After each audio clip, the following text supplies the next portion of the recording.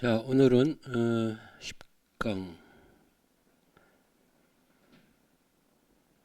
테리 이글턴 신을 옹호하다 마르크스주의자의 무신론 비판.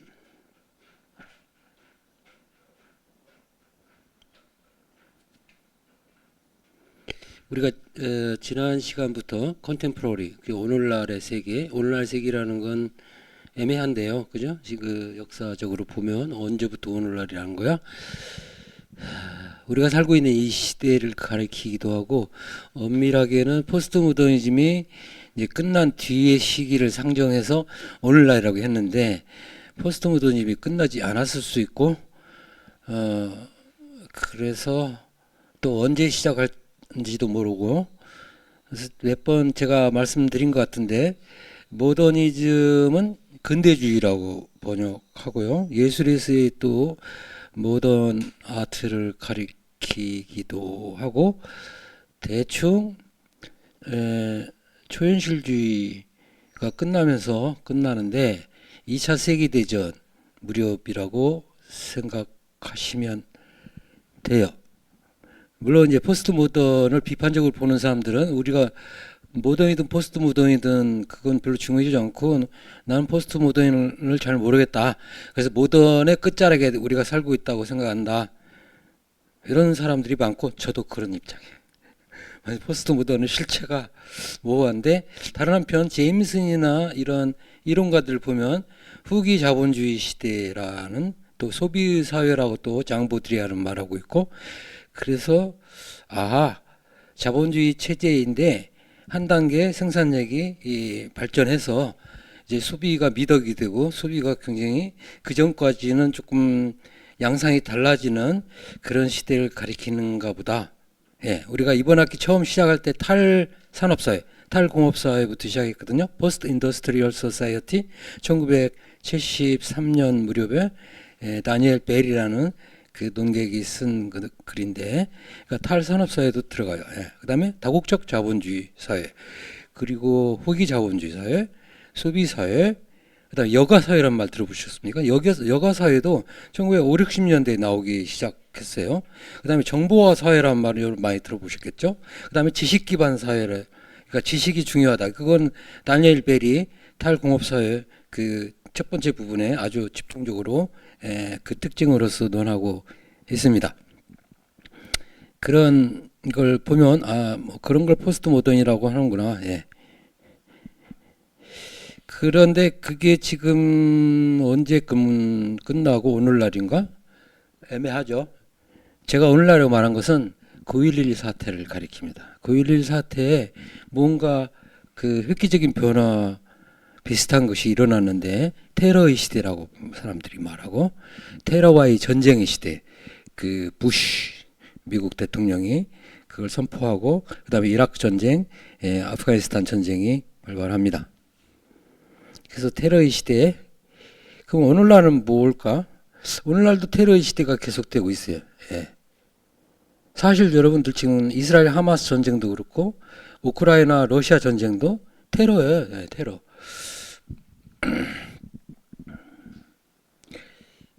테러. 그래서 그 또 테러의 시대가 아니라고, 그것도 지나갔다고 말할 수는 없는 것 같고, 그런데 테러라는 단어가 빈번하게 등장했던 건 9.11 그 쌍둥이 빌딩이 무너지고 난 뒤 한 10년간입니다. 그럼 오늘날 뭐라고 부를까? 오늘날 여러 가지 현상이 나타나고 있죠. 일단, 예? 아노크라시? 아노미. 근데 그 아노크라시는 좀 생소하고, 사람들이 듣기에 제가 지칭한다면 우익 포퓰리즘의 시대, 아니면 포퓰리즘의 시대, 그냥. 예. 포퓰리즘은 그 대중들을 선동하고 그들에게 영합해가지고 권력을 유지하려는 모든 세력, 좌나 우나 할 거 없이 주로 우쪽에서 나타나죠. 그래서 우익 포퓰리즘이라고 그러죠. 예. 여가 사회는 별거 아닙니다. 5, 60년대 그 생산력이 발달하고 소비가 이제 이게 뭘까 활발하게 이루어지면서 그 소비의 중요 그 항목 중에 하나가 여가예요. 여가. 예, 사람들이 이제 바캉스를 간다. 예, 그 여가사라는 제목의 책이 있습니다. 나는 그게 굉장히 저한테 그때 어떤 기회가 돼가지고 그걸 집중적으로 공부했는데 제가 한번 찾아봐도 되겠네. 없었죠. 예, 예. 그렇죠. 그렇죠. 그 전에도 여가가 있었어요. 소비 사회도 마찬가지예요. 그 전에는 소비 안 했나? 소비했죠. 근데 소비를 하려면 생산을 해야 하잖아요. 그러면 어떻게 패러다임이 바뀌었는가? 그거를 이제 장 보드리아르가 이제 설명을 하는데요. 그러니까 막스주의의 틀을 벗어나지 않았어요. 하지만 막스가 미처 예견하지 못한 새로운 단계로 지금 도약하고 있다. 그런 의미로 쓰고 있다고 저는 이해했어요. 보드리아르의 소비유서의 앞부분에 그런 설명이 살짝 나오거든요. 예. 옛날에 그 좋았던 저한테 표준이 됐던 그런 책들이 사라져요. 그냥 이런 데서도 오늘 다루게 될 테리 이글턴도 제가 집중적으로 읽은 게 미학사상이에요. 이딴 이제 설명드릴 거예요. 미학사상이라는 걸 읽었는데 그게 거의 없어요. 예. 겨우 하나 찾아냈어요. 예. 그것도 흐린 그 저거로 어쨌든 그렇습니다. 그래서 다시 정리하자면 모던이 지나고 포스트 모던으로 넘어갈 때 그 시기는 되게 1950년대 누구는 60년대를 잡기도 하고요. 그 예술과 건축에서 나타난 새로운 조류도 그 시기입니다. 맞아떨어지는데 우리가 지금 집중적으로 다루고 있는 것은 정치경제학적인 측면이에요. 지금 그러니까 어떤 예술이나 문학상의 기법의 변화가 아니라 그 사회 전체를 지금 두고 이야기하거든요. 그걸 대개는 50년대 전 2차 대전이 끝나고 50년대 혹은 60년대를 듭니다. 그래서 그게 이제 저는 9.11 2011년까지를 보고 그다음은 이제 컨템포러리로 이제 생각하는 건데 오늘날 컨템포러리를 또 나눠 가지고 이제 테러와의 전쟁 그게 끝나지는 않았는데 어쨌든 간에 그게 약간 이렇게 그러면 그 뒤에 무슨 물결이 일어났냐면 예를 들어 팬데믹이 일어났어요. 팬데믹의 시대 해도 틀리지 않아요. 앞으로 또 올 거고요. 팬데믹은 바로 원인이 인간에게 있습니다. 그 자연 생태계와의 조화로운 그 어울려 사는 삶을 결국은 그 정도가 넘어선 거죠. 예전에도 그렇게 침범을 했지만 이제는 더 넘어서니까 이제 어떻게 돼요? 자연이 역습을 하기 시작하죠. 역공, 반격. 혹성이 탈출이라는 영화 시리즈가 있는데요. 거기 보면 그 반격이 시작이라는 제목의 편이 있어요. 제 2편이나 아니면 3편에 반격이 시작. 이제 그 에이프들 그러니까 원숭이들이 이제 인간을 향해서 반격하기 시작하는 그런 게 나오는데 반격이라는 단어가 괜찮은 것 같아요. 반격, 자연의 반격, 자연의 복수, 자연의 응답. 이것이 지금 팬데믹이 그 중에 하나고 그 다음에 기후위기 시대죠. 그래서 뭐라고 특정할지 모르지만 저는 그냥 정치적인 차원에서는 그냥 포퓰리즘의 시대 이렇게 보고 그 포퓰리즘이 파시즘의 등장이에요. 그래서 새로운 파시즘이라고 불러도 좋고요.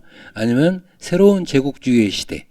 과거의 그러한 식민 제국주의와는 연속성상이 있음에도 불구하고 약간 이제 틀이 바뀌는 달라지는 그러한 의미에서 신제국주의란 말을 쓰고 네오파시즘, 새로운 파시즘이라는 말도 쓸 수 있겠습니다.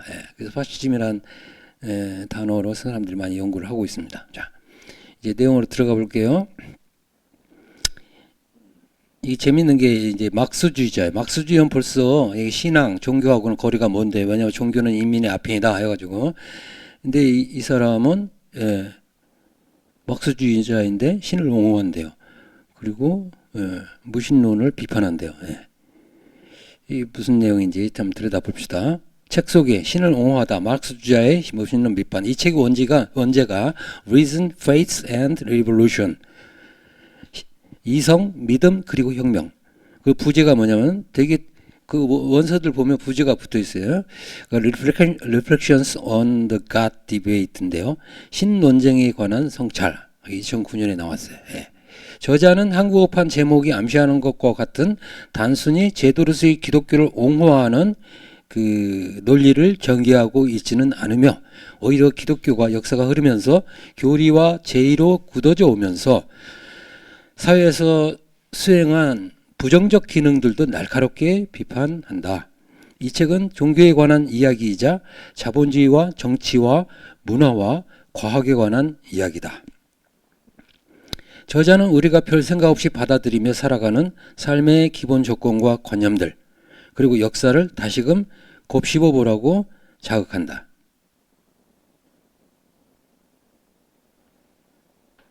이 서문을 빼고 4개의 장으로, 서문은 아주 짧고요. 1장이 인간 쓰레기. 어디서 들어봤잖아요, 우리? 인간 쓰레기. 우리 바우만 바로 직전, 지금은 바우만에서 인간 쓰레기라는 단어를 human waste를 다뤘습니다. 여기서 똑같은 단어를 쓰고 있거든요. 근데 원어는 달라. 이따 보겠는데요. 인간 쓰레기. 그 다음에 2장이 배신당한 혁명, 3장이 믿음과 이성, 4장 문화와 야만, 이렇게 되어 있습니다. 우리는 1장만 다룹니다.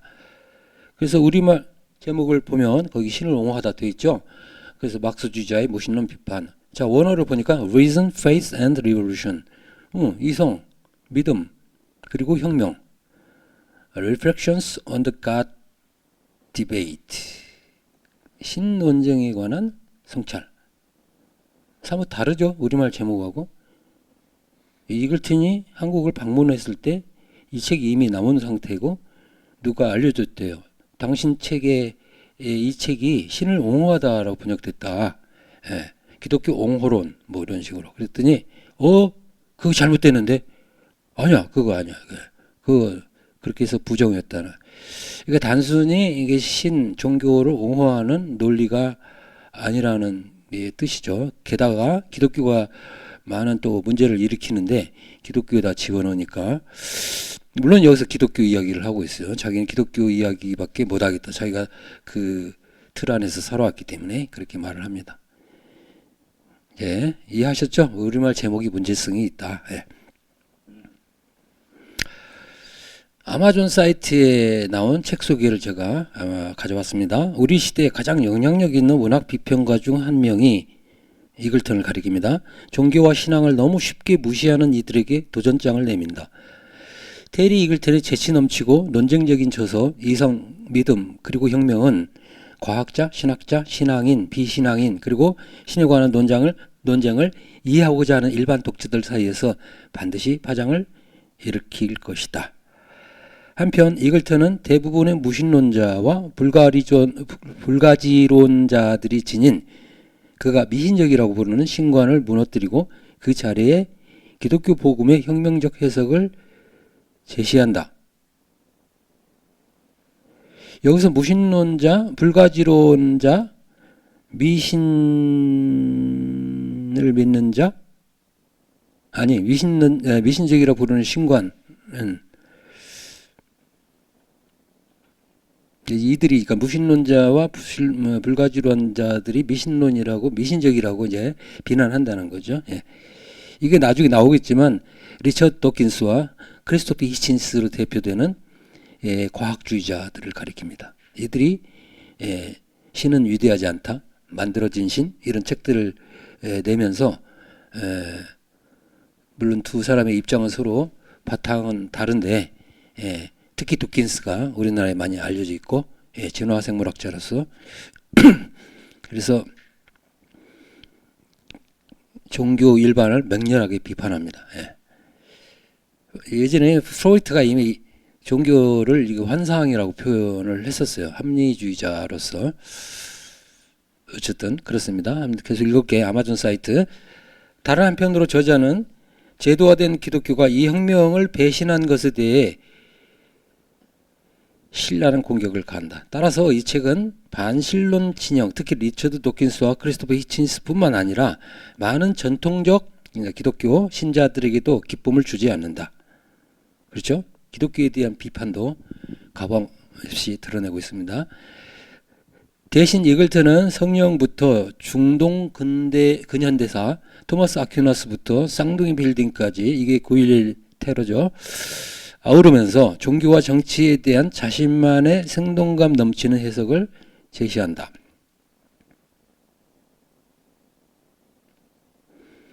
테리 이글턴, 본명, 이제 작가 소개를 하겠습니다. 이글턴은 영국의 문학 이론가이고 비평가이고 대중지식인이다. 대중지식이라는 단어가 좀 낯설긴 한데, 예. 우리나라에도 대중지식인들이 들어있죠. 너 누구를 가리킬까? 지식인인데 대중적으로 많이 대중들하고 소통해요. 그런 사람들 있죠. 예. 요새는 이제 유튜버들이 이제 그런 걸 할 텐데 그렇습니다. 그래서 아카데미 세계에 그냥 파묻혀 있는 사람이 아니다. 그냥 뭐 우리가 아는 교수, 학자가 아니라 대중들과 직접 소통하고 그래서 책을 많이 냈습니다. 랭커스터 대학의 영문과 석좌 교수인 이글턴은 40권이 넘는 책을 냈으며 대표 저서로 문학이론 입문이 있다. 어쩌면 이걸로 우리나라에 알려지기 시작했을 거예요. 그러니까 문학이론가죠. 문희학자라고도 할 수 있고 이 책에서 이글턴은 당대의 신흥 문학 이론을 설명하면서 동시에 모든 문학 이론은 필연적으로 정치적이다 라고 주장했다. 정치가 들어가는데요. 제가 전공한 베냐민도 새로운 예술, 영화로 대변되는 그가 기술복제 시대 예술 작품에서 새로운 예술은 정치의 바탕을 둘 것이다 이런 표현을 하거든요. 예. 그 정치의 구체적인 내용 중에 하나가 파시즘에 대한 반대, 파시즘에 대한 방어, 파시즘에 대한 공격 이런 것들을 가리킵니다. 자, 이렇게 생겼어요. 작가. 저는 이 사람 강연을 들었어요. 제가 재미있는 에피소드 먼저 하나 얘기할게. 이 사람의 교보생명, 교보빌딩 있잖아요. 광화문 사거리에. 거기서 이제 이걸 아마 우리나라 한국의 영어 영문학교에 굉장히 큰 학교일 거예요. 영문과가 잘 나가니까. 거기서 초빙한 것 같아요. 그래서 거기서 대중 강연을 한대요. 물론 이제 그 지식인들, 학자들, 교수들 사이에서 라운드 테이블도 따로 있었다고 들었어요. 그래서 며칠간 머무른 것 같은데 어쨌든 대중 강연을 제가 공지를 봤어요. 그래서 제 제자가 그때 저랑 많이 스터디도 하고 그런 국문과 출신 학생이 있었는데 베냐민이 좋아서 동문과로 대학원에 오면서 저랑 이제 컨택이 이루어졌고요. 그 학생하고 같이 가자고 제가 말했어요. 그랬더니 대학원 수업이 있대. 빠지면 안 된대. 아 그래? 야, 이 대학원 수업은 한번 빠져도 되지. 또 있잖아 수업. 근데 이 사람은 한 번 오고 다시 안 온단 말이야. 이거. 그래서 데려갔어요. 본인도 좀 고민하다가. 그래서 강연 내용은 그저 그런 거였어요. 자기 아마 문학 이론 가지고 한 것 같아. 제가 보기에는 우리나라에 이렇게 새로운 저작들이 많이 번역됐는데 조금 요새 이야기를 하면 좋을 텐데 안전하게 자기 옛날 이야기를 한 것 같아서 좀 실망스러웠어요. 강연 내용은. 근데 나중에 이 지금 제자라는 학생 지금 벌써 이제 박사학위까지 받았어요. 에든버러 대학에서. 이 학생이 언젠가 나한테 고백하기를 그때 선생님이랑 같이 가서 본 이 강연을 듣고 제가 진로를 정했습니다. 그전까지는 제가 MBC 취직할까 KBS 취직할까 어떻게 먹고 살까 고민했는데 공부하자 유학 가자 라고 결심을 하게 된 계기가 이 강연입니다 하고 고백했어요. 물론 전공을 바꿨어요. 자, 국문과 학부했다가 대학원을 접어봤으니까 동문과 대학원이죠. 근데 공부는 폭넓게 했어요. 그래서 뭘로 또 박사를 바꿨냐면 에든버러 대학으로 가는데요. 저 제목이 저기 사회인류학으로 바꿨어요. 인류학이 좋았대. 이게 외국 경험을 꽤 많이 했어요. 별로 이렇게 유복한 집안도 아니야. 근데 어떻게 저도 옆에서 도와주고 뭐 해가지고 뭐 인도도 갔다 오고 어디도 갔다 오고 해서 인류학적으로 좀 생각이 이게 트였어요. 그런 계기가 된 책 읽기도 함께 했고요. 그래서 최근에 그 사람이 혼자 번역한 책이 마이클 타우스크의 베냐민의 무덤이 있습니다. 베냐민의 무덤 한번 찾아볼까? 타우스크라고 콜롬비아 대학 인류학과 교수인데 지금은 은퇴하셨나? 어쨌든 살아 계십니다. 이분한테서도 저기 이 역자가 저자의 말을 받은 것 같아요. 둘이 컨택이 되고 있어요. 예. 예. 제 1장만 베냐민 무덤을 다뤘어요. 예. 그래서 베냐민 가지고 논문을 썼거든요. 이 제자가 나중에. 그러니까 제가 베냐민 전공했는데, 발터 베냐민 전공했는데, 발터 베냐민을 주제로 이화에 대해서 제가 석사 지도한 유일한 학생이야. 베냐민을 다룬 학생이 없어요. 예. 그렇습니다. 혹시 그 피에르 브루디에 서울 갔을 때 혹시 보신 게 있습니까? 브루디는 봤어요. 예. 예. 피에르 브루디? 그게 이제 어디 그 세종문화회관에서 뭐 거창한 그 인문학 행사가 있었는데 그때 발제할 때 들었고 그때 이제 프로시 등도 받았고 그 인상이 좋았어요. 예. 뭐 석학들이 대단한 사람들이죠. 예. 장 보드리아도 봤고요. 예. 장 보드리아, 피에르 브루디. 저는 그 프랑스에 있으면서 그 피에르 브루디를 한번 예. 어쨌든 이야기가 좀 번졌는데요. 아까 그 학생, 그러니까 사소한 강연 하나가 인생을 바꾸는 계기가 되고 책 한 권 읽은 게 또 완전히 방향을 바꾸는 그런 그 모멘트가 된다. 참 사람의 삶이 좀 희한해요, 그죠? 이거 말고 저랑 같이 이전에 이 타우스크 책을 하나 또 번역했어요.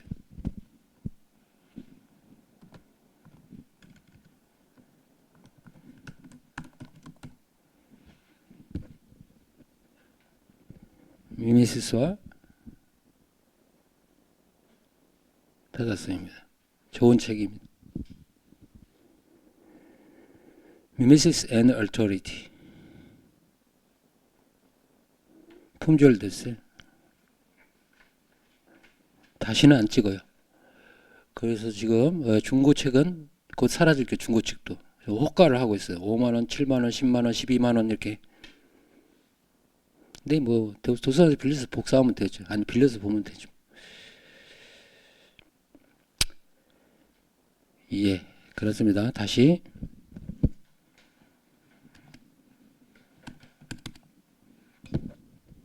예.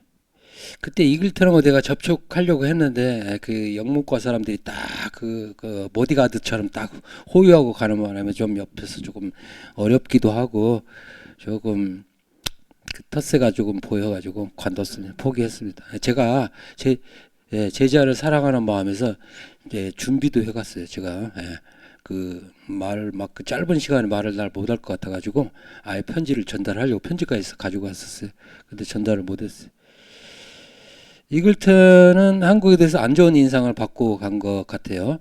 비판 정신이 없는 나라라고 이렇게 말을 했어요. 근데 그 어디서 돈 받고 저 강연하고 여행도 잘하고 그렇게 돌아가가 자기 나라에 돌아가서 그 나라를 이렇게 폄하하는 건 안 좋죠. 예? 조금 진중하게 생각해야 자기가 한국을 얼마나 안다고. 예? 몇 사람 그 영문과 사람들 만나가지고 허튼 소리 하는 건 질문답지 않은 질문하는 거 듣고 그냥 그렇게 냉랭하게 반응하면 안 되죠. 예. 그래서 이 사람도 영문과주의, 영문학에 묻혀 있는 사람이라는 그런 혐의도 있어요. 저는 좀 그런 걸 접할 때 좀 씁쓸했어요. 외국 학자들이 우리는 열심히 초행해가지고 막 듣고 하는데 그 사람들이 이제 사석이나 돌아가서 이제 고향에 가가지고는 한국을 이렇게 뒷담화합니다. 예. 왜 우리는 돈을 주고 그런 사람들 불러오지? 좀 화가 나기도 합니다. 왜 우리는 그런 사람들이 없나? 예. 그래서 우리의 주권을 찾아야 돼. AI 시대도 AI 서브렌티는 말을 쓰는데 AI 주권, 우리가 독자적인, 우리 자율적인 우리의 문화를 담을 수 있어야지 끊임없이 외국 걸 모방하고 그걸 베껴 쓰고 하는 건 이제는 넘어서야 하지 않을까 그렇게 생각합니다. 그래서 저 지금 공부하는 것도 우리의 시각에서 종합하자는 그러한 목표가 숨어 있습니다. 그냥 이들을 소개하는 그걸 넘어서서 벌써 이 강의 그 커리큘럼 저희 이 강의의 조직 자체가 종합을 하고 있어요. 종합을 제가 나름대로 평가하고 종합하고 넘어가고 있는데 여러분들한테 이 말은 꼭 드리고 싶어서 이게 좀 지난 이야기 같은데 사실 지나지 않아서 이게 2009년에 나왔잖아요. 예. 근데 너무 빨리 세상이 변하니까 이 이론도 이거 변한 거 아니냐 이렇게 생각할 수 있는데 변했다 손 치더라도 우리가 차근차근 모던 포스트 모더니즘을 곱씹어 봐야 돼 다시 여러분들. 그래서 남이 뭐라고 말하든 여러분들이 옛날에 나온 책 20, 30년 전에 나온 책도 들여다 보면서 그 길을 가야 합니다. 그래서 그래야만 넘어설 수 있어요. 그리고 게다가 그 보석 같은 글들이 지금 품절됐다고 다시 안 찍잖아요. 이것도 지금 포스트 모던 시대의 특징 중에 하나입니다. 마치 스마트폰 멀쩡한데 5G다 뭐다 하면서 또 생돈을 들여서 사게 만들잖아요. 옛날 것 충분히 이용 가능한데요. 그래서 그렇습니다. 그래서 이론이라는 게 뭔가 많이 저는 생각을 했는데 계속 읽어 나갈게요. 그는 또 포스트 모더니즘의 환상이라는 책을 썼어요. 프레드릭 제임슨하고 비슷하네, 그죠? The Illusions of Postmodernism, 이론 이후란 Abstract Theory이라는 책도 썼고요. 그래서 이런 저술들을 통해 포스트 모더니즘에 대한 비평가로도 알려져 있다. 그의 사상은 마크스주의와 기독교 신앙의 영향을 받았다.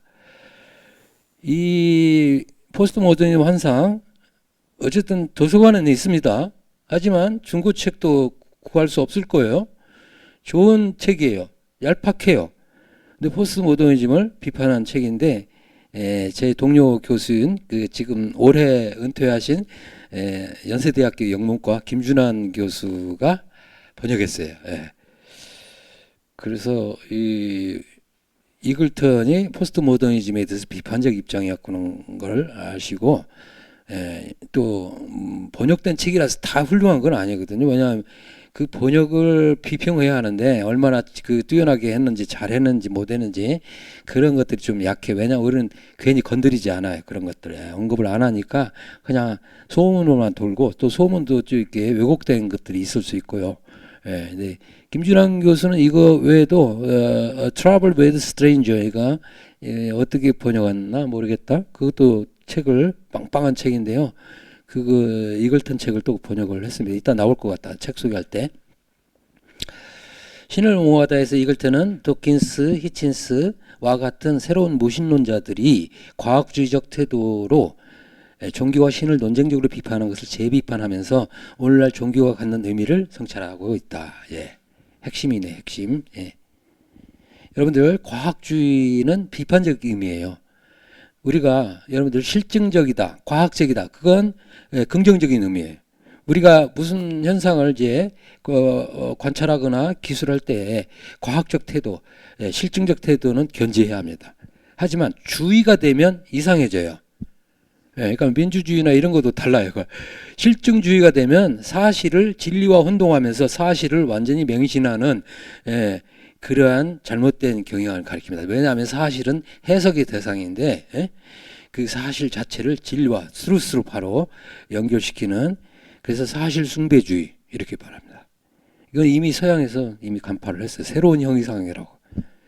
과학주의도 마찬가지입니다. 과학적 태도는 좋은데 과학주의라고 하면 과학적 사실만 인정하고 그 밖에 형이상학적이거나 우리가 비가시적인 것은 모두 다 미신, 맹신 내지는 허튼 소리 이런 걸로 치부하는 태도를 가리킵니다. 바로 도킨스나 히친스가 그런 태도를 보이기 때문에 과학주의라고 할 수 있습니다.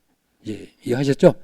과학적 태도는 긍정적인 의미, 과학주의는 문제가 있다. 부제가 말해주듯이 저자는 막스주의자의 시각에서 무신론을 비판하면서 오늘날의 사회에서 이성, 지식, 삶과 종교의 의미와 그것들의 관계에 대한 근본적 성찰의 틀을 제시하고 있다. 제가 지난 바우만도 이랬는데 국내에 이렇게 우리나라가 참 열심히 해요. 근데 조금 문제는 이게 번역의 질이 얼마나 훌륭한가예요. 근데 이렇게 많이 번역이 되어 있습니다. 그러니까 그 영국에서 나오자마자 바로 얼마 안 있어서 바로 우리말로 번역이 되고 있고 아까 제가 소개한 마이클 타우스크의 책은 국내에 최초예요. 두 권 다 모르긴 몰라도 일본에서도 번역 안 됐을걸? 타오세이크? 예, 우리가 먼저 앞질렀어.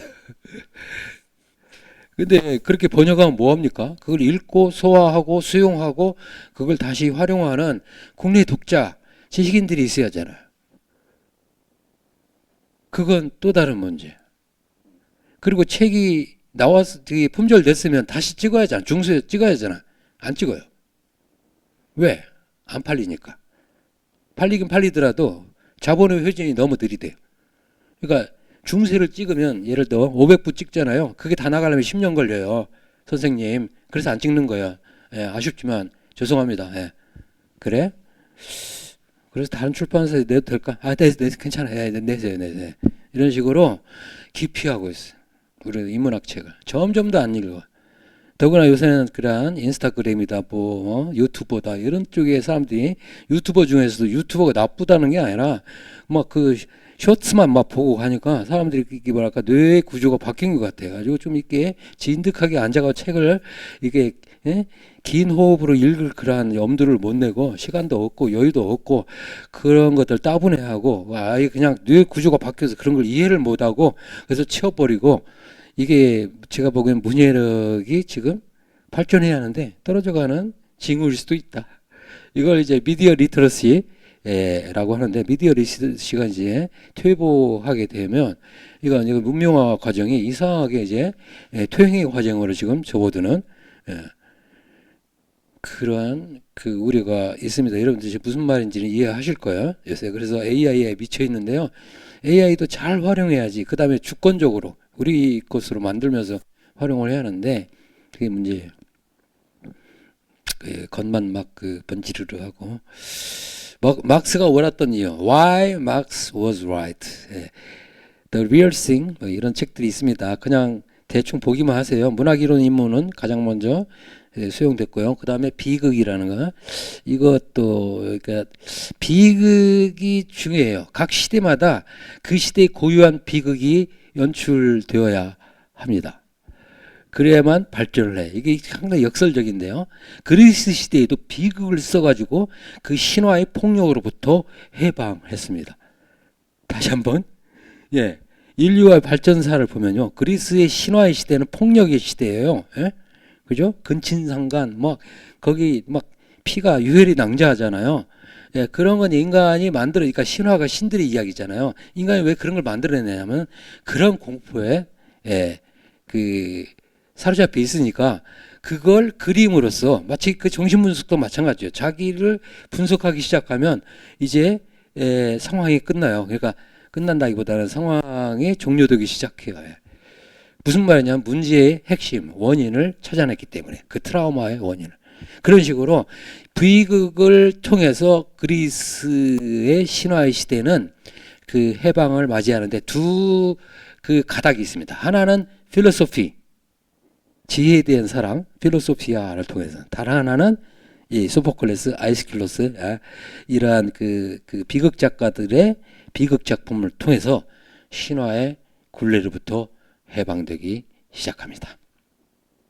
중요한 이야기. 거기에서 인문학이 생겨나고 거기서 이제 인간의 이성 로고스가 이야기될 수 있습니다. 그래서 비극을 왜 썼나? 이제 이런 제가 읽어보지는 않았는데 우리 시대의 비극론이라는 책도 처음에 아마 이 책과 연관되든지 아니면 이제 제목이 바뀌어서 비극으로 나오는지 그래서 다시 한번 각 시대마다 고유한 비극 이걸 만들어내는 것, 스토리텔링으로 이런 것들이 사실은 그 시대에 안고 있는 문제를 해결하려는 부대끼는 사람들의 그 고통을 그린 거기 때문에 위대한 거예요. 그런 걸 통해서. 그러니까 예를 들어 셰익스피어의 햄릿, 그런 비극도 보면 그 시대의 고민이 거기서 드러나가 있고 그게 훌륭하다 보면 그게 보편성을 또 띠게 되거든요. 그러니까 시대의 의상을 입고 등장하지만 문학 작품이 그 핵심은 보편적이에요. 그러니까 우리가 지금 그리스 시대의 작품을 읽어도 그 오이디푸스 왕 작품을 읽어도 아니면 안티고네 많잖아요. 그런 그런 작품을 읽어도 감동을 받고 우리가 이렇게 사유를 하는 이유는 보편성을 띠기 때문이죠. 그런데 그 시대의 옷을 입고 나거든요. 의상을 입고 햄릿이 그런 거예요. 거기 리오왕이나 맥베스나 막 이런 것들이. 예. 그런데 우리한테도 울림을 준다는 것은 보편성을 담고 있기 때문에. 그러니까 햄릿형 인간, 멜랑콜리적인 인간. 우리 시대에도 있거든요. 예. 우리 시대 이제 우울증과 연관될 텐데요. 예. 그렇습니다. 그래서 예, 그냥 예, 비극이라는 단어가 예, 생각나서 예, 말씀드렸고요. 그 다음에 이런 책들이 있습니다. 문화란 무엇인가, 낙관하지 않은 희망. 그 다음에 문학을 읽는다는 것은, 그 다음에 공산주의라는 이념, 그리고 유물론이라는 책. 참 책들은 많이 번역한다. 그냥 이거 다 저작권 살려면 돈 줄 텐데요. 엄청나게 돈을 지불해요. 낯선 사람들과의 불화. 이게 아까 김준환 선생이 번역한 포스트 모더니즘의 환상. 다음으로 또 한 권 번역했어요. 이건 빵빵한 책이에요. 예. 윤리학 연구네. 우리 시대의 예, 포스트 모던 시대의 윤리, 도덕을 연구한 책이다. 그러니까 낯선 사람들은 이방인이라고 할 수 있죠. 예. 그 이방인들, 우리 바우만에서도 배웠잖아요. 예, 이동 중인 인류, 난민을 가리키기도 하고, 마이그레이션, 그러니까 미그라티오냐. 그러니까 우리는 그 이동의 시대에 살고 있어요. 예. 그래서 난민, 이주자, 이주민, 이민 여러 가지 단어로 쓰는데요. 이런 것들이 이제 다문화 사회를 만들어내고 이게 자연스러운 흐름인데 이게 이제 그 인종주의라든지 차별이라든지 여러 가지 또 갈등을 일으키기도 하고 부대끼면서 성장을 해가는 겁니다. 예. 그런데 어쨌든 이건 또 여담인데요. 최근에 시사기획 창을 봤어요. KBS 참 찾아보세요. 뭘 다뤘냐면 그 혐오를 다뤘어요. 그러니까 제목은 뭐 사라져, 뭐 꺼져, 뭐 그런 막 강렬한 단어 몇 세 개로 되어 있는데 예, 엊그저께 예, 방영됐기 때문에 우리나라는 또 이게 유튜브 바로 뜨잖아요. 예. 예, 다시 한번 KBS 1TV에서 시사기획창에서 혐오 문제를 다뤘는데 광범위하게 이게 연결돼요. 예. 혐오. 예. 지금 탄핵당한 대통령도 혐오 발언을 했어요. 예. 예, 척결해버린다, 싹 쓸어버린다, 막 무시무시한 예, 군대 용어를 썼습니다. 이런 것들이 주는 시그널이 있거든요. 일반 국민은 그 말을 듣고 예, 이제는 약자를 때려잡아도 되겠다. 예, 이런 사람들이 법원 건물을 예, 침투하고 사람들을 이렇게 예, 그 상해를 입히고 그렇습니다. 그러니까 정치가들은 손에 피 한 방울 예, 흙 한 방울 묻히지 않으면서 다른 사람들을 살해자로 만드는 그러한 가해자가 될 수 있죠. 그래서 낯선 사람, 스트레인저인데 우리가 이들 속에 살고 있다. 그리고 우리도 한 발자국만 벗어나면 낯선 사람이 되는 거예요. 예? 어디 가보세요, 여러분들. 하와이로 여행 가보세요. 낯선 사람이야. 예.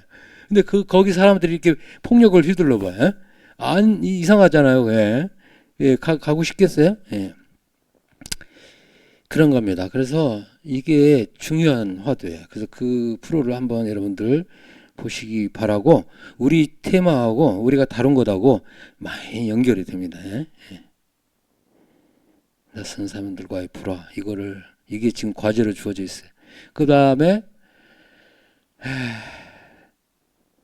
신의 죽음 그리고 문화 그리고 문학 이벤트 오브 리터러처 진실 말하기 그 다음에 The Task of Translator 비평가의 임무 베냐민이 번역가의 임무라는 글을 쓰는데요. 저는 이제 번역자의 과제라고 제가 번역했는데 다른 사람은 번역가의 임무라고도 번역을 하죠. 그 영어가 똑같아요. 그러니까 비평가 크리틱으로 바꾼 거예요. 그 트랜스레이터를. 그래서 비평가의 임무. 왜냐하면 이글턴이 베냐민에 대한 이 박사 논문으로 바로 학문의 길로 들어섰기 때문에 그게 번역이 돼 있어요. 어떤 책이냐? 곧 나올 겁니다. 이겁니다. walter 베냐민 또는 혁명적 비평을 향하여. 이게 테리 이글턴의 박사학위 논문이에요. 그러니까 이 사람은 베냐민의 세례를 받은 사람이지. 베냐민 그 다음에 이론 이후라는 책도 이론 이후는 이제 모던, 포스트 모던 이렇게 이론들이 다 지나간다는 뜻인 것 같아. 예? 그러니까 저는 제목만 안 읽었는데요. 예, 제목에서 이게 느껴져요. 그러면 이론이 지나가면 뭐냐? 현실의 세계, 실제의 세계. 예, 라캉이 말하는 실제계, the real. 예, 지금 우리 피부로 와닿는 지금 움직임들이 있잖아요. 아까 말한 그 혐오도 예, 거기에 속하고 예, 그런 그 전쟁, 뭐 혐오, 막 그 갈등 이런 것들이 바로 포퓰리즘 막 이런 것들이 연상이 됩니다. 아, 끝나지 않네요. 그렇죠? 반대자의 초상. 그리고 여기 책이 있네요. 포스트 모더니즘 환상. 예. 그리고 제가 전체를 읽고 영향을 받았던 미학 사상이라는 게 있습니다. 근데 이거 겨우 찾았어요. 예, 이미지는. 자, 1장 이제 본문으로 들어갑니다. 초두에 저자는 이 책을 쓰게 된 경위를 밝힌다. 그 예일대학교에서 이제 특강 요청을 받았대요. 좀 애칭으로 테리 특강이라고 이름을 붙였대요.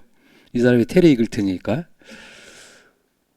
그리고 그 우리말 번역본 제목은 아까 말씀드렸습니다. 그래서 넘어가고 이글튼은 신의 존재의 유무에 대해 논하려고 이 책을 쓰지 않았다. 책 전체에서 그는 진정한 기독교 신앙에 대해 말할 뿐 아니라 그것으로부터 나오는 믿음, 사랑, 헌신과 같은 종교적 에너지로 정치적 변화라는 목표, 정치적 변화 중에서 가장 큰 건 혁명이죠. 목표에 도달해야 한다고 주장한다. 인간 쓰레기 원문은 the scum of the earth라고 되어 있어요. 그러니까 바우만의 경우는 human waste라고 되어 있잖아요. 쓰레기. 근데 여기서는 scum으로 되어 있어요. 원문이 달라요.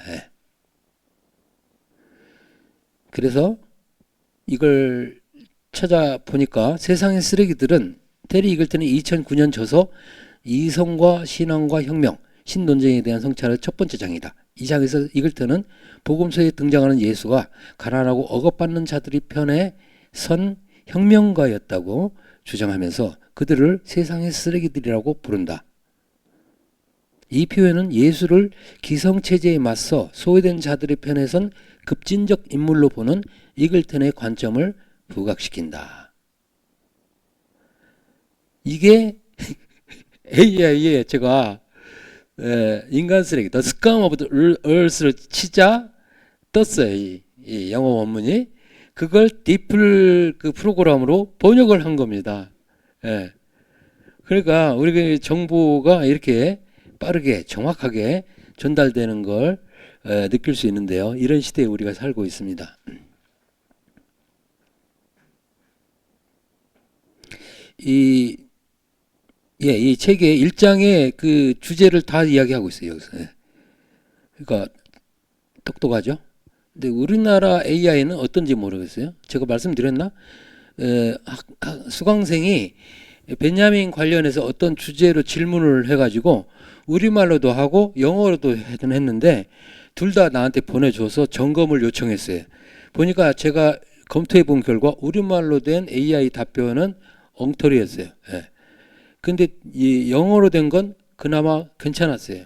한 8, 90%는 그럴듯했어요. 근데 우리말은 뭐 오류투성이더라고요. 그러니까 AI 먹이라는 걸 요새 생각하고 있는데요. 지난 시간에 이야기했나? AI한테 좋은 먹이를 줘야 돼요. 그러려면 우리가 저작권 같은 걸 초월해서 책을 그냥 이거 오픈시키는 그런, 제가 지금 그 이야기 되는데 좀 너무 깊이 들어가는 거라서 이 정도로 그칠게요. 제가 발표한 논문, 발표한 책을 오픈으로 지금 전환시키려고 작업 중에 있습니다. 그러면 AI가 이걸 먹이로 먹는 거야. 먹고 훌륭한 똥을 싸는 거야. 그렇지 않으면 가짜들이 막 싼 것들은 막 널려 있거든요. 그런 것들 페이크 뉴스 먹고서 그게 진실인 것처럼 말을 하는 거야. 이해하셨나요? 그래서 여기에 대해서 지금 생각을 하고 있어요. 동학 천도교하고도 연관해서. 자, 이분들입니다. 도킨스가 왼쪽, 오른쪽이 히친스.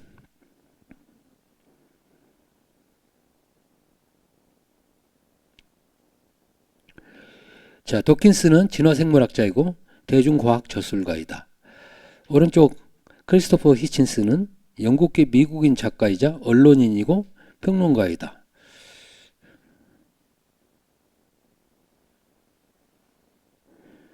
만들어준 신.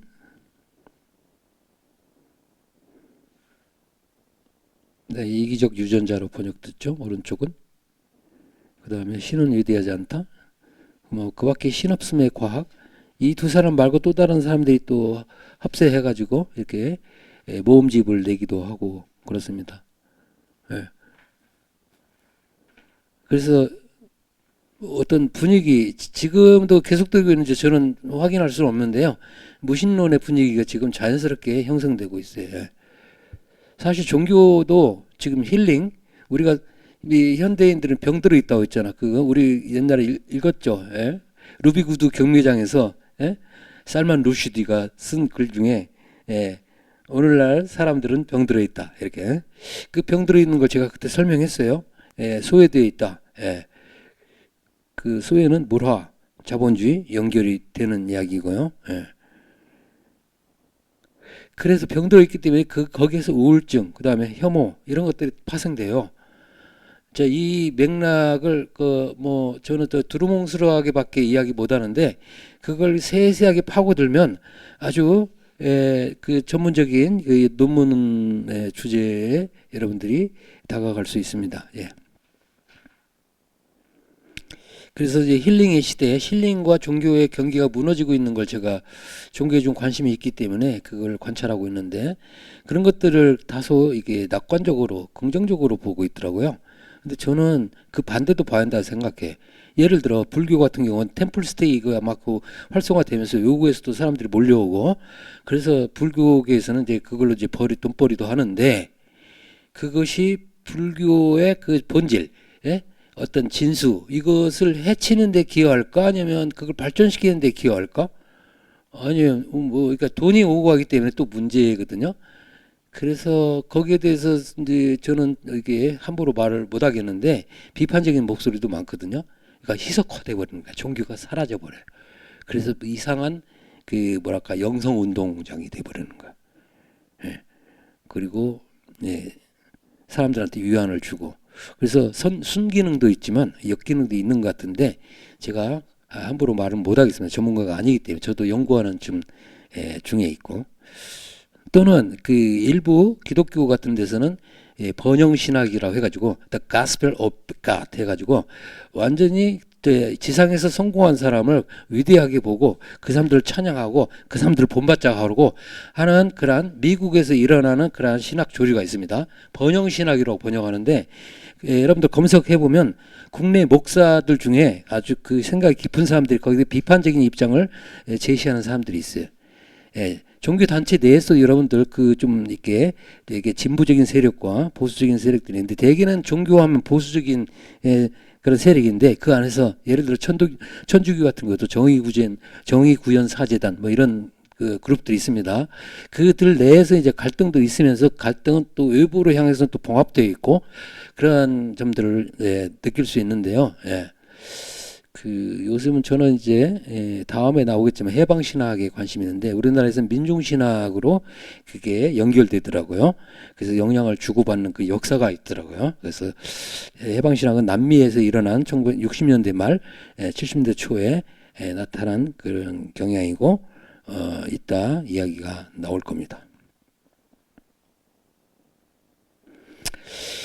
이 책을 집필하던 배경, 이게 두 사람을 합쳐서 디치킨스라고 약간 유머러스하게 이름을 붙였습니다.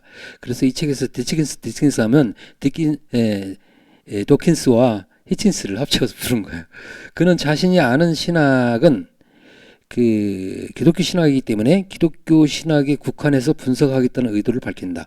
아울러 과학과 종교만이 아니라 정치에 대해서도 언급할 생각이라고 한다. 이글트는 자신이 영국 노동자 계급 집안에서 전통적인 아일랜드계 로마 가톨릭 신자로 자라면서 어린 시절 복잡하고 난해한 교리를 주입받았다고 고백한다. 도킨스류의 19세기식 자유주의적 합리주의자. 여러분들 파랗게 쓴 거 좀 내가 강조한 거고 그 중에서도 더 중요한 것들은 빨갛게 썼어요. 그러니까 빨간 건 아주 중요한 게 자유주의적 합리주의자라고 지칭을 해요. 누가? 테리 이글튼이 누구를? 아까 과학주의적 입장을 가졌던 그런 도킨스나 히진스를. 그러면서 이들이 범주 오류를 범하고 있다. 이건 철학 용어인데요. 뭐랄까 여러분들 범주 오류는 어렵게 생각하지 마시고 어떤 범주에 속한 것들이 예를 들어 신하면 구원, 희망, 그다음에 종교 막 이렇게 연결이 되잖아요. 근데 갑자기 엉뚱한 게 거기 뭐 그 신라면 무슨 아니면 뭐 그 삼양라면이 들으면 라면하고 신하고 무슨 상관이지? 이제 범주가 확 달라지는 거죠. 이건 식품이고 여기는 이제 종교 관련 범주고 응? 이건 저기 가공식품 관련 범주야. 그래서 범주가 헷갈린다는 게 무슨 말이냐면 리처드나 도킨스나 이런 사람들이 이 신을 지금 공격하고 종교를 비판하는데 이들이 지금 제대로 그걸 본질을 꿰뚫고 있지 못하다는 거죠. 자기들이 그러니까 과학의 입장에서 예를 들어 진화론적인 막 그런 것이 그 연구를 하다 보니까 그게 진리라고 생각하기 때문에 무슨 창조를 하고 아담과 하와 이야기 이런 엉터리가 어디 있어? 이거 뭐 애들 막 그 저기 그 동화 이야기야 뭐 이런 식으로 이제 비판한다는 거죠. 이해하셨어요? 예. 종교의 본질을 논하는 게 아니라 과학의 입장에서 종교를 아주 우스꽝스럽게 지금 어리석다고 지금 비판한다는 거죠. 그걸 범주 오류라고 여기서 표현했습니다.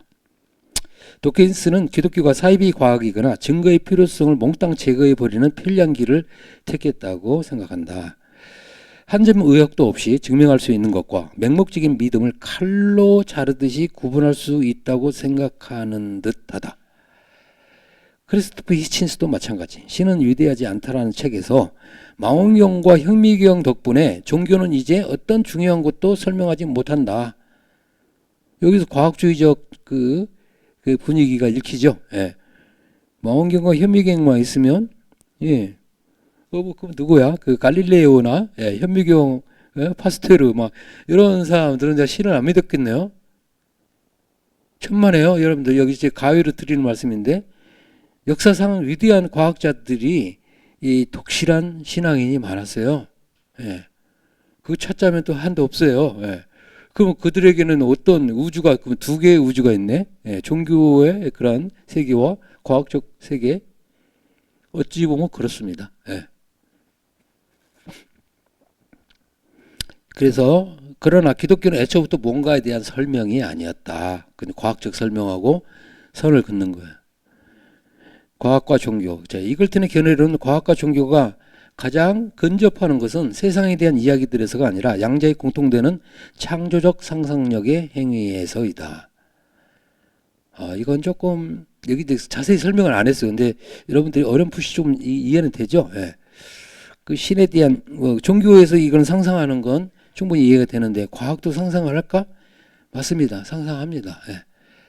상상하는 거죠. 예를 들어 그 만유인력의 이 법칙을 발견한 뉴턴도 사과가 떨어지는 모습에서 그런 걸 연결시켰거든. 아니 만유인력이라는 그러한 과학의 그러한 그 제1법칙 그러한 그것을 아니 그 사소한 그 현상 자기 정원에서 사과 떨어지는 거 보고 어떻게 그걸 연결시켜요? 예. 상상력이죠. 상상력. 예. 예술가들, 과학자들, 종교인들 이런 점에 이들 모두 창조적 상상력을 공유하고 있다고 볼 수 있습니다. 기독교 신학에서 하나님은 초월적인 제작자가 아니다. 창조란 그저 사물이 시작되도록 하는 일이 아니다. 하나님은 이 세상에 아무것도 없지 않고 뭔가가 존재하는 이유 자체이며 모든 실체의 가능성의 조건이다. 이것도 철학적으로 많이 쓰는 단어입니다. 무엇의 가능성이 조건이다. 무엇이 가능하기 위한 조건이다. 이렇게. 그래서 하느님 혹은 신을 지금 모든 실체의 만물의 가능성, 만물이 존재하기 위한 그 조건이다. 라고 말을 합니다. 하지만 하느님 자신은 어떤 종류의 실체도 아니므로 세상에 존재하는 실체들이 견주어서 설명될 수 없다. 하나님은 창조하는 일 자체가 를 좋아하고 즐거워하기 때문에 세상을 만들어낸 예술가이자 탄미주의자다. 지금 이글턴식 설명입니다. 그래서 인과관계 대 자유. 이 사람이 이제 저기 저자가 이게 이야기를 하면서 굉장히 철학적 문제로 깊이 들어가요. 하나님이 세상을 창조한 이유는 사랑이다. 사랑이었지 어떤 필요성이 아니었다. 세상이 무에서 만들어졌다는 교리는 우리에게 우주의 아찔한 우연성에 유의하라는 뜻으로 해석된다. 우연히 만들어졌다는 거죠. 무로부터 창조는 세상이 어떤 앞선 과정의 필연적 결과, 피할 수 없는 인과관계의 사슬의 결말이 아니라는 사실의 증거다. 어떤 인과관계도 세상의 기원으로 여겨질 수 없다. 그 대신 세상이 실제로 어떻게 돌아가는지를 정확히 관찰해야 한다. 그것이 바로 과학이 해야 하는 역할이다. 예. 그래서 이글턴은 지금 과학을 무시하는 게 아닙니다. 과학주의를 지금 비판하는 거지 과학의 중요성을 충분히 이 사람도 인지하고 있죠. 세상이 존재한다는 사실은 그러므로 엄격한 인과관계에 대한 비판이자 디치킨스가 소중하게 여기는 자유의 증거다. 과학이 존재하고 도킨스라는 인물이 가능해지는 것도 세상이 지닌 자율성 덕분이다. 과학은 원래 무신론적이다. 과학과 신학은 대부분의 경우 같은 종류의 대상을 다루지 않는다. 아까 범주 오류라고 했죠.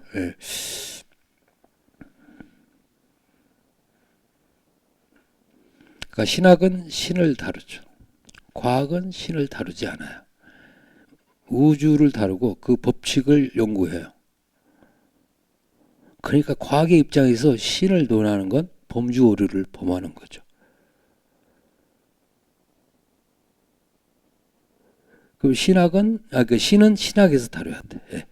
우리가 하나님의 피조물이라면 그것은 무엇보다도 우리가 하나님과 마찬가지로 순전히 존재 자체의 즐거움을 위해 존재하기 때문이다. 사회주의와 종교.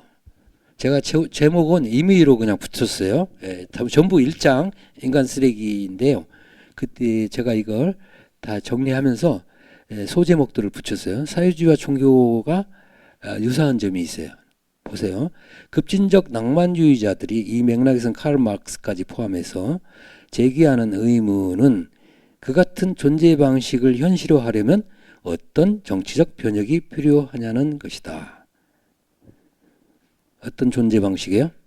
앞에서 말한 존재 자체의 즐거움. 이것이 손상되지 않고 자유죠. 자유. 사회주의자의 경우와 마찬가지로 기독교인이 되는 최상의 이유 중 하나는 의무화된 노동을 싫어하고 미국 같은 나라들의 팽배한 노동의 맹신을 거부한다는 것일 터이다. 자, 이글턴은 자신이 유럽 대륙 출신이라는 거예요. 영국 출신이잖아요. 이걸 숨기지 않고 그걸 이용하고 미국과 대비시켜요. 같은 기독교 국가인데 미국은 노동에 미친 나라라고 보고 유럽은 아니다. 이거 제가 봐서 좀 맞지 않는 말인데 반쯤은 유머러스하게 이렇게 표현을 해. 그래서 이 사람은 왜 이제 미국을 비판하기 위해서 이런 말을 쓰는 게 아니라 기독교인이 된다는 건 안식일 지키잖아요. 쉬라는 뜻이거든요. 사회주의도 마찬가지예요. 노동하다가 죽으라는 뜻이 아니라 쉬라, 여가 이런 거. 우리는 일하기 위해서 이 세상에 태어났다? 아닙니다. 사회주의에 따르면 우리는 놀기 위해서 이 세상에 태어났다. 근데 놀려면 뭔가가 내가 창조적인 작업을 해서 그 대가를 받아야 돼. 그래서 놀기 위해서 일하는 겁니다. 노동하는 겁니다. 근데 노동 자체를 강조하게 되면 강제노동이 되고요.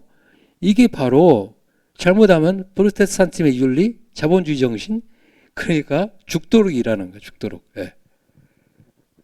노예노동이에요. 자본주의 체제는 합법적인 노예노동입니다. 그래서 지금 제가 좀 약간 급진적으로 또 이게 과장해서 말씀드렸는데 지금 미국 같은 나라처럼 노동을 맹신하는다. 그게 사회주의의 목표가 아니야. 기독교도 마찬가지야. 놀기 위한 거야. 근데 그 놀기란 말이 좀 이상하게 들린다면 쉬기 위해서 우리의 인간 개개인이 자신들의 자율적인 창조적인 정보 개성적인 그런 작업을 하기 위해서 태어났잖아요. 노동은 그걸 하기 위한 어떤 그 방편 수단이지 노동 자체가 목적이 아니거든요. 예. 그걸 혼동하게 되면 예.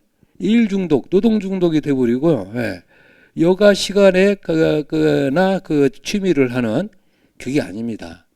자, 마르크스의 경제학 철학 초고 수고라고도 하는데요. 거기 소외된 노동 보면 이 부분에 대한 언급이 있어요. 인간은 예, 자유로운 인간, 자유가 핵심인데 바로 의식적인 존재이고 자유로운 존재이기 때문에 자신이 나름대로의 인격과 개성을 가지고 자기 일을 창조하는 거, 여가에 탐닉하고 이런 것들이 목표다. 노동은 그걸 위한 수단일 뿐이다. 근데 그게 전도된 것이 바로 소외된 노동이다. 아, 그러면 노동 자체를 위해서 인간은 인간적인 지금 말한 개성 있는 의식적인 그러한 존재의 모습을 지워버려야 한다.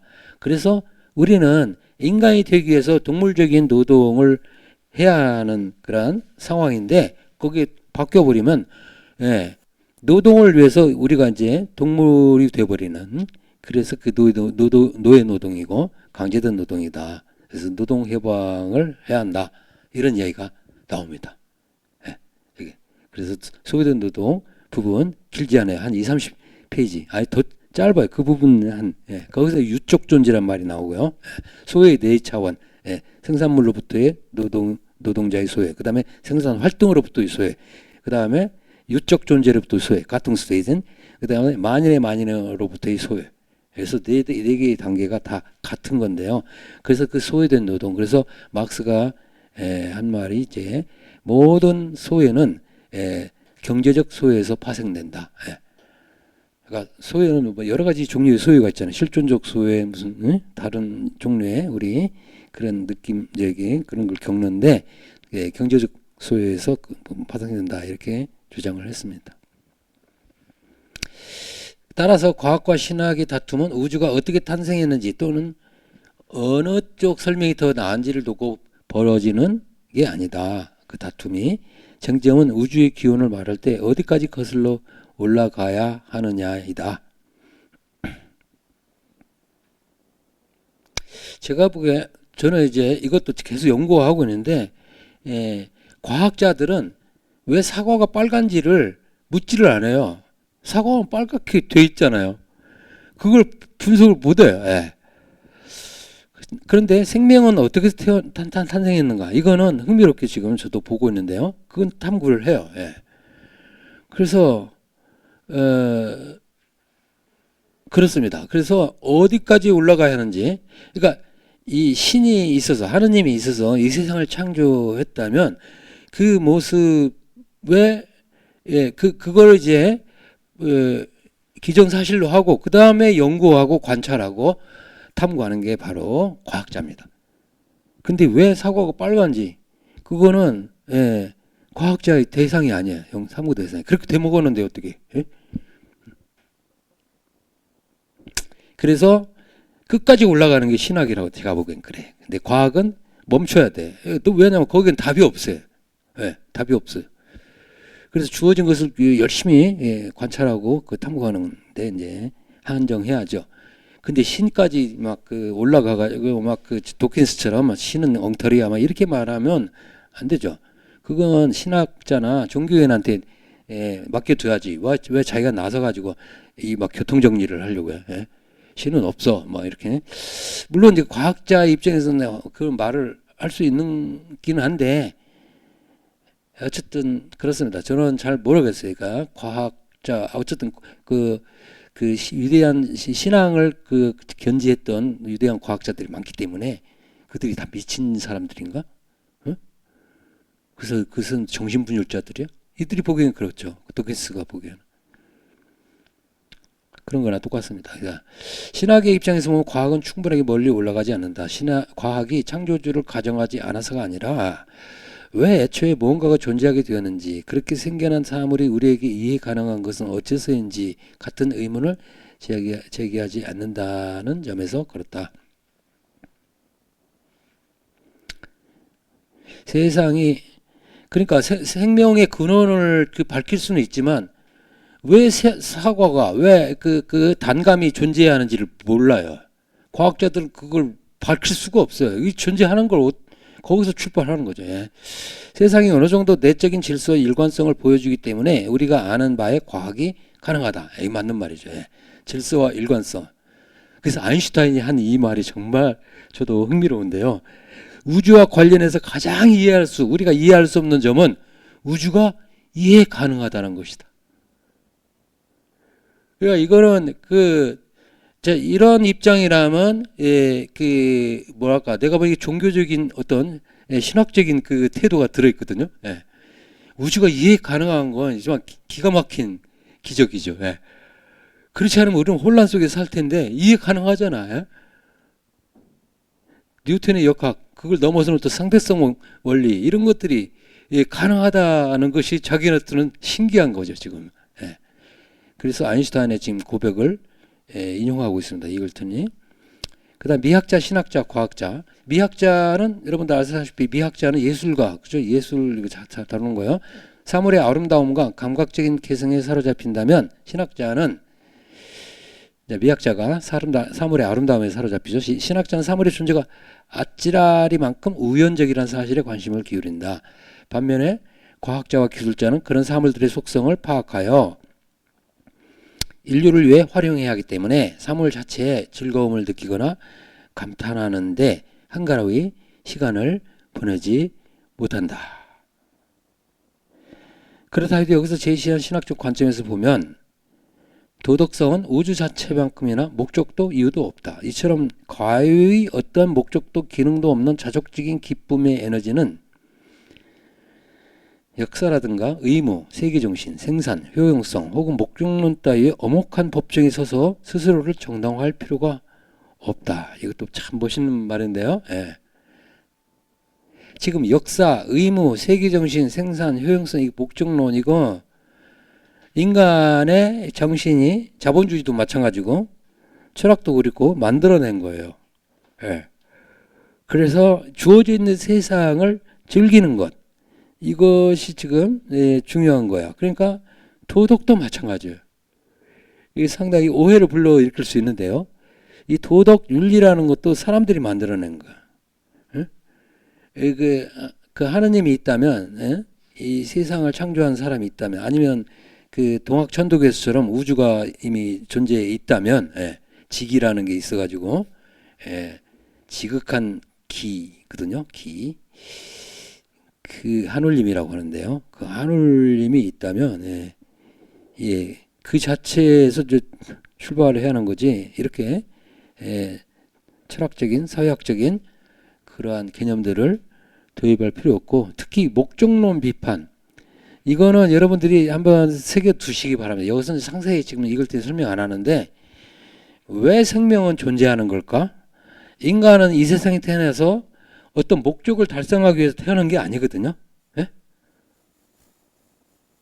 그 목적론 비판은 중요해요. 왜냐하면 목적을 상정하게 되면 사람을 훈련시킬 수 있고 그쪽으로 몰아넣을 수 있고요. 노예화시킬 수 있어요. 왜냐하면 목적에 너는 부합하지 않는다. 목적을 벗어나서 너는 지금 놀고 있다. 그러면 그걸 가지고 도덕법칙을 적용해가지고 탄핵하고 벌을 주고 하기 때문에. 그래서 다시 한번 이거는 다른 기회에 아니면 다른 저작을 통해서 여러분들이 더 생각해야 할 주제인데요. 목적론 비판. 목적론 텔레올로기라고 서양 철학에서 있었던 개념인데 무엇을 위하여 어떤 목적을 위해서 생명이 존재한다. 인간에 적용하면 인간의 삶은 그것 때문에 태어났다. 우리 국민교육헌장 있죠. 우리는 무엇을 위하여 이 땅에 태어났다. 그렇죠? 그 거짓말이에요. 그런 거 없어요. 그거 만들어낸 거예요. 이데올로기예요. 뭘 위해 태어난 거 아니에요. 그러니까 우연이란 말 계속 강조하는 거죠. 우연은. 물론 부모님이 나를 태어나게 한 매개의 역할은 했어요. 하지만 내가 이 세상에 태어났는지 그거는 물어봤자 답변이 없고요. 그 대신 생각해야 할 건 나는 이 세상에 이제 잠시 머물렀다 가는데 나는 뭘 하면 어떻게 살아야 할까? 그게 핵심입니다. 예. 그러니까 아무리 왜 태어나는지 물어봤자 답변이 없고요. 뭘 왜 태어나는지 답변이 없어요. 예. 그걸 들이대면 전체주의가 돼.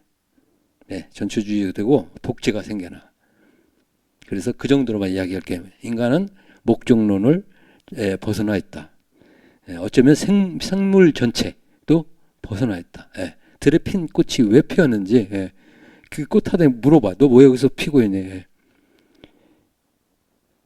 그래서 목적론은 조금 폭력성을 내포하고 있고 철학적으로나 실천적으로도 그렇죠. 신과 인간의 자유. 이글트는 윤리에 관한 이러한 윤리관과 이런 윤리에 관한 이러한 관점은 칸트의 윤리관과 대조되며 히친스와 도킨스의 견해와도 상충한다고 주장한다. 그러니까 칸트도 살짝 비판하고 있어서 칸트도 약간 이런 윤리관이 보면 그 엄격한 그런 윤리가 있잖아요, 그죠? 칸트에 그 사람을 뭐 수단으로서 대하지 말라, 막 이런 말도 있고, 좋은 말도 있는데 어쨌든 윤리관의 칸트에 보면 애정이나 어떤 취향과 대립시켜요. 윤리가 도덕이 부딪히게 되면 도덕을 택하게 만들어요. 사람은 그러한 도덕률의 지배를 받고 있다. 그건 좋은 일이다. 그게 선한 것이다. 이런 식으로 그거를 비판해왔죠, 철학자들이. 그러니까 칸트는 서양 철학의 윤리, 도덕 이게 어떤 기초를 완성했는데, 그러니까 이 논의는 고대부터 있어왔지만, 그래서 좋은 말도 많지만 정언명법이라든지 자세히 들여다보면 은근히 전체주의적이에요. 여기에 어긋나면 죄의식을 갖게 만들어. 하나만 예를 들게. 이건 도울 김용옥도 지적한 건데요. 동양 철학에서 공자와 맹자 철학에서 핵심 개념은 용서할 서자입니다. 서자. 그래서 내가 하기 싫은 일을 타인이 하게끔 하지 말라. 그런 식으로 설교를 해요. 그러니까 너가 싫어하는데 왜 다른 사람한테 그걸 맡겨, 그지? 그래서 그게 용서 개념하고도 연결이 되는데요. 근데 서양 철학은 좀 이렇게 제국주의적이고 강압적이에요. 네가 좋다고 생각하면 다른 사람한테 그걸 하게 만드는. 근데 그게 아니라 부정적으로 정의를 해야 하거든요. 그래서 이 정도로만 암시를 할게. 서 개념, 용서할 서자 있잖아요. 같을 여자 밑에 마음심자. 그게 동양 철학의 핵심인데 거기서 연민지심이나 뭐 이런 것도 나오고. 근데 서양 철학은 특히 칸트의 정언명법 보면 상당히 제국주의적이다. 그래서 그건 도울 김용옥을 좀 검색하면 찾을 수 있을 거예요, 영상을. 장자강인가 노자강인가 해서 제가 아주 흥미롭게 들었습니다. 그런데 그래서 목적론하고도 연결되고, 그래서 칸트도 이제 비판하고 히치킨스 비판하고, 히친스는 팔복을 온유한 자와 평화의 중재자들이 관한 비현실적인 소망이라고 일축한다. 이제 팔복은 이렇게 뭐 가난한 사람, 슬퍼하는 사람, 온유한 사람 등등 8가지 복을 받은 사람으로 마태복음에서 제시하고 있는데, 이런 것들 다 허튼 소리라고 이 과학주의자들이 지금 매도하니까 이글턴이 그걸 재비판하는 겁니다. 하나님은 우리를 그냥 방치해 둘 수 있다. 기독교 신학에서는 우리가 이처럼 자유로울 때 하나님에게 가장 깊이 속하게 된다고 말한다.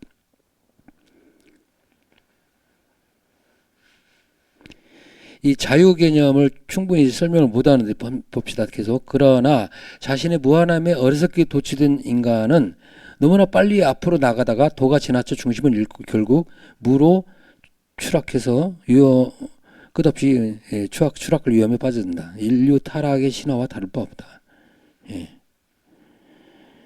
보다 근원적인 이 의존관계의 맥락 속에서만 우리의 자유가 크고 든든해질 수 있다는 사실을 부인하는 데서 숱한 역사적 재앙이 시작됐다.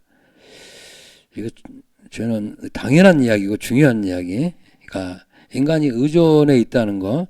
그러니까 공동체 내에서 다른 인간에 의존해 있을 뿐만 아니라 신, 초월자 뭐라고 부르든 아니면 내재적인 신, 사람은 의존해 있어요. 자기 혼자 독립해 있다는 건 자기가 주권자고 주체고 모든 걸 결정할 수 있고 자기의 권리에 이걸 강조하다 보면 바로 몰락으로 가게 되는 지름길이죠. 그래서 의존 관계에 충분히 설명을 하고 있지 않지만 그래서 자유와 의존 관계는 대립되는 개념이 아니라 아주 오히려 긴밀하게 연결된다. 이걸 여기서 강조하고 있습니다. 이 같은 의존 관계를 부인하는 태도는 오늘날 서구의 신제국주의를 이끄는 원동력 중 하나이기도 하다. 우리가 스스로 결정하는 자율적 존재일 수 있는 것은 바로 우리가 하나님에게 의존하는 존재이기 때문이다. 이거 무슨 인거 아세요? 겉으로 보면 히치킨스는 이걸 인정을 못해요. 자율적인 존재인데 그는 네가 모든 걸 결정하고 판단하고 네가 독재를 하라는 말이 아니라 네 판단력을 믿고 너는 또 그런 주권자야. 뭐 이런 식으로 격려를 하겠죠. 그리고 그 근거는 뭐야? 과학에서 가져와. 그냥 아무거나 네가 들으면 그거는 이제 독재고 과학의 근거를 가져오면 너는 충분히 진리를 말하는 거야. 그 대신 이렇게 종교나 이런 신학에서 허튼 소리 하는 건 믿지 마. 다 만들어진 것들이야. 이렇게 설교를 하겠죠. 누가? 히치킨스가. 근데 지금 이글턴은 인간은 의존적인 존재이기 때문에 자율적일 수 있다. 이런 역설이 어디 있습니까? 의존하기 때문에. 그래서 자유와 자유를 제가 이제 쓴 거예요. MV는 my point of view입니다. 자유와 자유를 주체의 인간의 무제한적인 주권으로 오해하지 말 것. 또한 의존을 종속과 굴종의 권력관계로 오해하지 말 것. 그러니까 자유와 자유를 오해하게 되면 인간이 무제한적인 권력을 갖는다.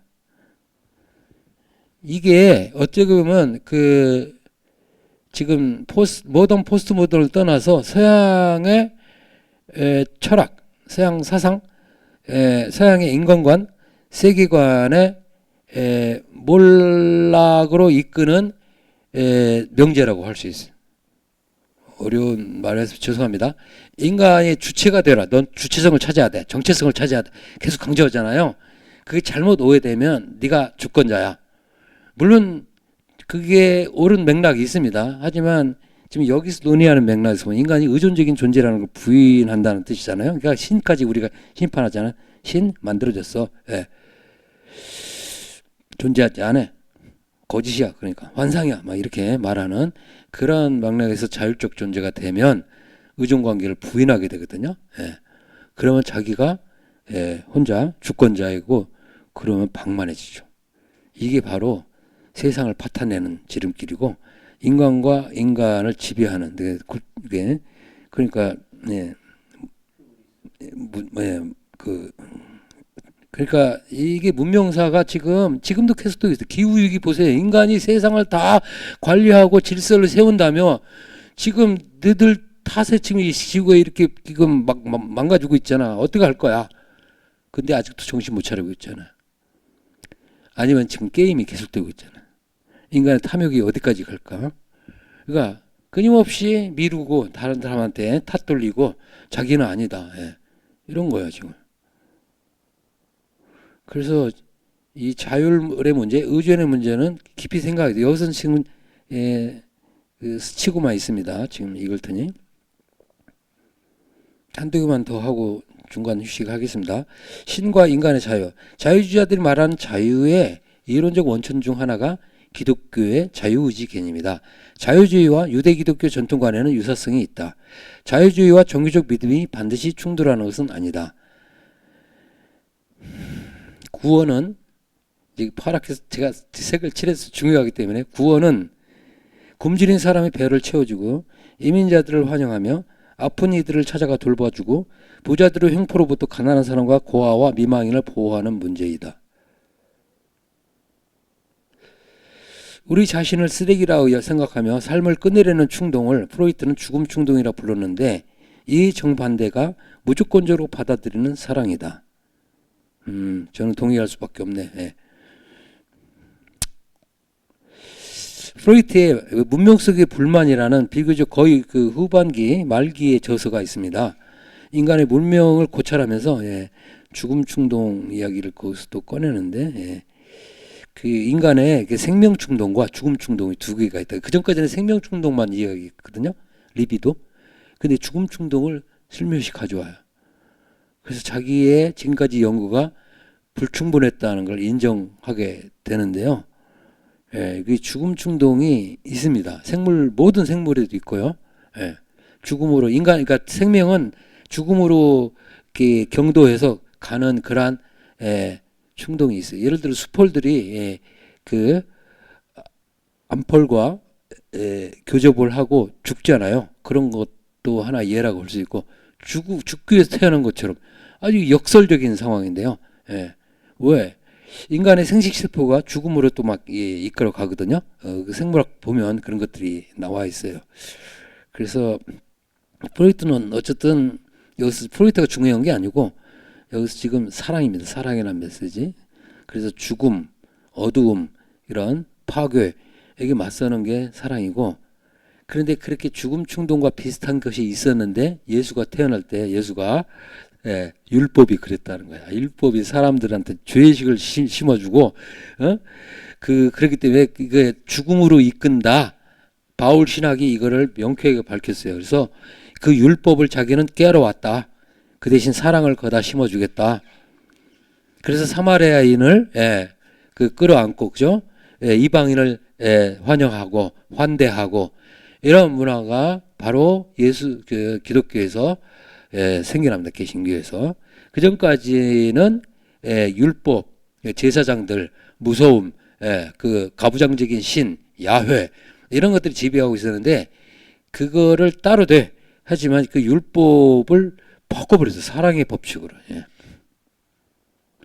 그걸 지금 이야기한 거야. 그리고 구원 이야기도 보면 구원이란 게 내가 지금 오래 살겠다. 내가 구제받겠다는 욕망이 아니라 지금 같이 더불어 사는 사람들을 챙겨주겠다는, 같이 나누겠다는, 그들이 굶주리면 내가 도와주겠다는, 먹을 것 주겠다는 그런 게 구원이라는 거죠. 그러면 벤자민이 한 말도 바로 연결되는데요.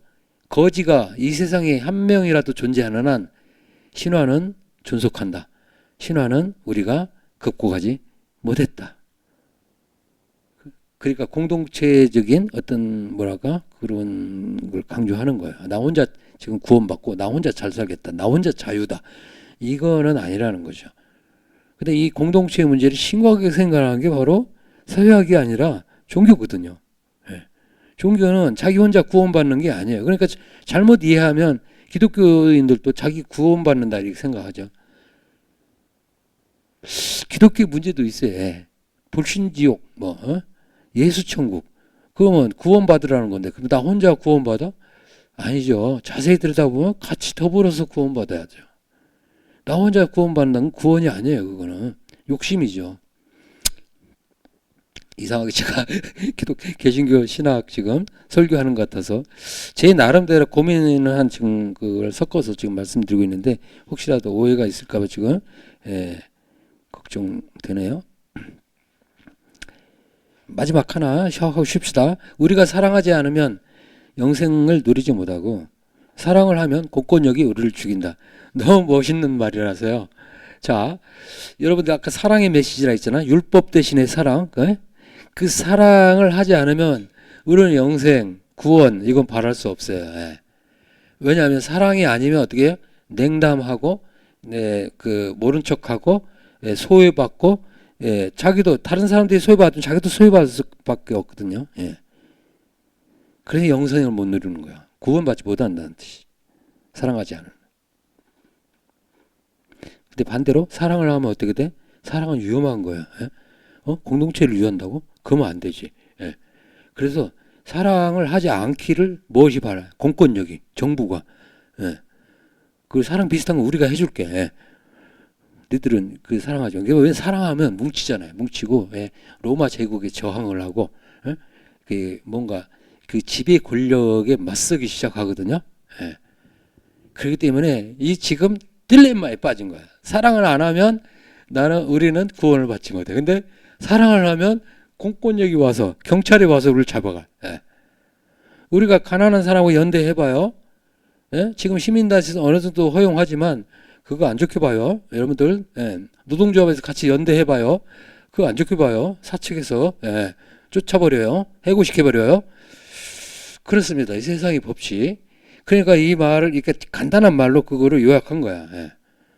그러니까 딜레마에 빠진 거야. 사랑할 거야, 안 할 거야. 사랑하면 영생을 사랑하지 않으면 영생 누리지 못하고 사랑했다가는 경찰이 가만히 있질 않아. 지상에서. 이것이 종교가 놓인 자리라는 거야. 그렇게 우리는 유토피아적 기대를 품고 인면의 아편에 기대어 부드러운 눈빛의 위안을 찾고 창백한 얼굴에 경건함을 담는다. 그래서 종교가 좀 놓인 자리가 이런 자리라는 거야. 그러니까 그 히치킨스가 지금 종교 비판하는 건 지금 어긋난 거야. 삐딱한 거야. 그런 상황이 아니야. 종교는 이것 때문에 있는 거야. 그래서 실용적이고 냉철한 세속주의자들은 이를 환상과 현실 도피로 규정하고 매우 혐오스러워한다. 예수를 본뜬다는 것은 예수의 삶만이 아니라 예수 죽음까지도 모방한다는 뜻이다. 그러니까 네 죽음, 삶을 내던질 정도까지 가야 너는 이 사랑의 차원을 네가 얻게 되는 건데 참 무서운 차원이죠. 근데 각자 도생의 역사가 오늘날만이 아니고 인류의 문명사인데 그러죠? 근데 어떻게 보면요, 인류가 그러다 이 사회라고 하든 공동체라고 하든 지금까지 이렇게 파열되지 않고 끌고 온 것만 해도 기가 막히게 기적이에요, 기적. 벌써 그 자멸했어야 하는데 서로 죽고 죽이고 만일에 대한 투쟁으로. 근데 아직 살아 있어요. 근데 과제가 주어졌어. 기후 위기 어떻게 할 거야? 너희들 그거 극복 못하면 너희들만 죽는 게 아니라 생물 다 죽고 지구가 이제 태양계에서 떨어져 나갈 수도 있어. 이게 절체절명의 좀 그 과제가 주어진 거야. 예. 그래서 더불어서 잘 해결해봐. 내가 세상을 창조했지만 니들이 만들었잖아. 이렇게 난장판으로. 내가 신이라고 이렇게 말할 거야. 너희들이 해결해봐. 왜 나한테 자꾸 기대? 너만 구원받겠다고? 예. 아니죠. 그래서 너 하나 구원한다 해서 세상이 지금 망한다면 너 그거 어디 천당 가서 뭐 구원받아서 잘 될 것 같아? 아니죠. 예. 그러니까 지상이 망가지고 천당에 간다? 진입한다? 그건 좀 웃기는 이야기죠. 그죠? 예. 지상은 망가지고 나만 구원받으면 돼. 예. 그래서 기독교 안에 기독교의 좋은 복음의 이면에 이러한 무시무시한 각자 도생의 그 개인의 탐욕에 그러한 논리가 또 숨어 있지 않나 이런 생각도 드네요. 예. 자기만 구원받으면 됐다. 예. 막 달려가는 그런 모습이 보여요. 저승사자 앞으로. 그게 구원이 아니야. 그러니까 이글탱이 말하는 게 지금 계속 강조하는 게 사랑 이야기. 구원이란 뭐라고? 배고픈 자에게 밥을 주는 거야. 예. 그게 구원이죠. 일단 여기까지 했습니다. 이상하게 설교하는 분위기가 미안합니다. 50분간 쉬고 이어서 마무리하겠습니다. 예.